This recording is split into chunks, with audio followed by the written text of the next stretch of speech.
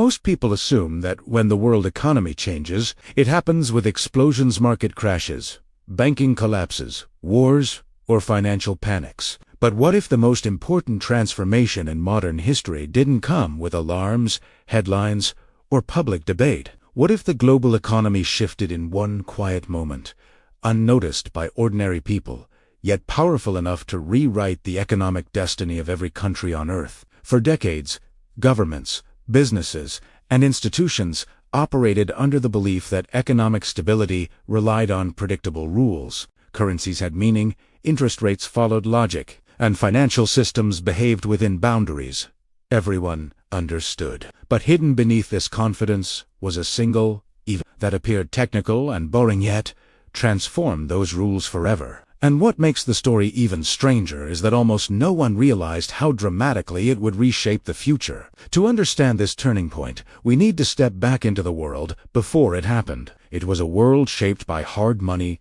limited credit, and economies that grew only as fast as their productivity allowed. Nations rose or fell based on industry, natural resources, and the strength of their labor forces. Wealth was something you created, not something you borrowed into existence. And the idea that money itself could be manipulated to fuel global growth was still controversial. For nearly a century, the backbone of international finance was the gold standard. Under this system, currencies were tied to physical gold, which meant governments couldn't print unlimited money. While far from perfect, it provided a predictable structure that kept inflation low and limited how much debt nations could accumulate. It also ensured that no single country could manipulate the system entirely for its own benefit. But the First World War shattered this order. Governments printed money to fund military spending, abandoning the gold standard temporarily. Inflation soared. Economies buckled, and yet, in the chaos, policymakers discovered something tempting. Printing money worked, at least in the short term. The idea that money could be created on demand, unconstrained by gold, had entered the world, and it would never fully leave. By the 1920s, countries attempted to return to the gold standard, but the world had changed too much. The United States had risen as the dominant creditor, Europe was buried in war debts, and global trade no longer functioned smoothly. The international system strained under conflicting pressures, and when the Great Depression hit, the fragile structure collapsed entirely. Nations blamed each other for the crisis. Currency wars erupted, and the search for a new system began. After the devastation of World War II, major powers recognized that the world needed a new financial architecture that could prevent another crisis. In 1944, at a quiet resort in New Hampshire, representatives from 44 nations gathered at a meeting now known as Bretton Woods. Their plan was ambitious: create a stable international system built around the US dollar, which would be backed by gold, while other currencies were fixed to the dollar. The goal was stability, but the hidden legacy was control. Two new institutions were born from this conference: the International Monetary Fund and the World Bank. Their stated purpose was to maintain stability and support global development. But beneath the surface, the system gave the United States unprecedented influence. As long as the dollar remained tied to gold, other countries depended on America's promise to maintain discipline. And for a while, the arrangement worked remarkably well. Through the 1950s and 60s, global trade flourished. Reconstruction surged. Economies expanded rapidly. But there was a flaw embedded in the system, a flaw that almost no one saw clearly at first. For global trade to grow, the world needed more US dollars circulating internationally. But for more dollars to enter global markets, the United States had to run deficits, spending more money abroad than it received, over time. This created a paradox. The very currency that needed to stay strong for stability was being weakened by its own success. By the late 1960s, foreign countries held more dollars than the U.S. had gold to back them. Quiet concerns grew among European and Asian governments. If everyone demanded gold at once, the U.S. wouldn't be able to deliver.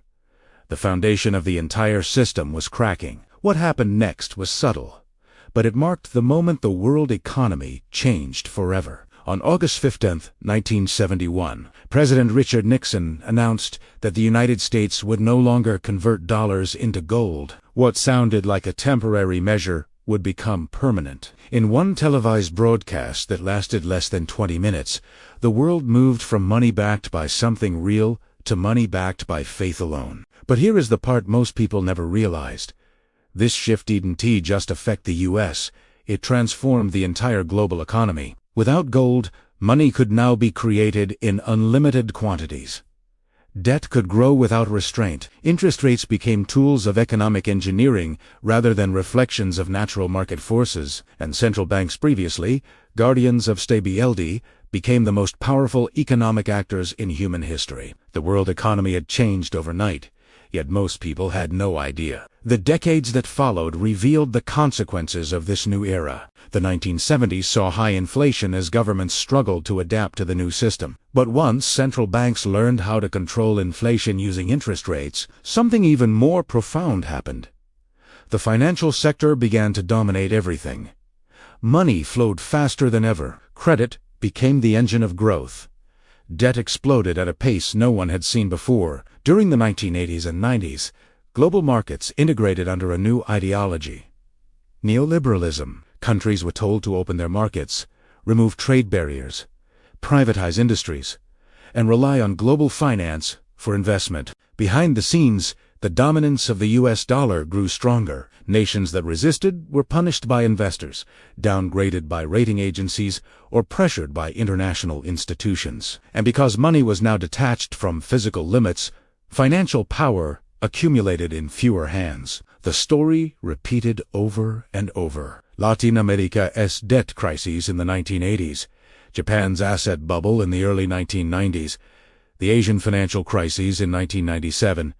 Each disaster followed the same pattern: a flood of easy credit, rapid growth, sudden reversal, collapse, and rescue packages that pushed countries deeper into dependency. The new system rewarded speculation and punished stability. And yet, because these crises seemed isolated, few realized they all stemmed from the same turning point. When the 2008 global financial crisis struck, it exposed the fragility of a world built on borrowed money. Banks collapsed, markets froze, and economies stood on the edge of ruin. But instead of reforming the system, central banks doubled down. They printed trillions of dollars, lowered interest rates to near zero, and flooded markets with liquidity. For the first time in history, central banks openly replaced market forces. The quiet transformation that began in 1971 had reached its full expression. After 2008, the world entered a new phase.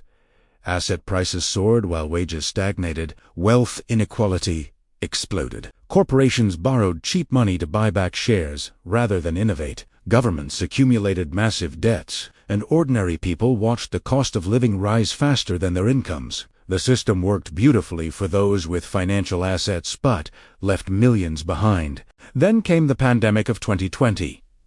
In a single year, governments and central banks printed more money than in the previous decade combined. Trillions of dollars were created out of thin air to stabilize markets, support businesses, and provide relief. The boundary between government spending and central bank money creation blurred completely. The world economy had not just changed, it had transformed beyond anything economists of the past could have imagined. Yet even now, most people still don't realize that the rules they assume guide the economy no longer exist. Money isn't tied to value. Debt isn't constrained by savings. And global growth depends not on productivity, but on the policies of central banks and the appetite of investors. The world economy became a machine where financial engineering replaced real economic fundamentals. This shift explains many of the strange patterns we see today: why housing prices rise faster than wages, why countries with massive debts don't collapse, why stock markets reach record highs even during crises, and why economic inequality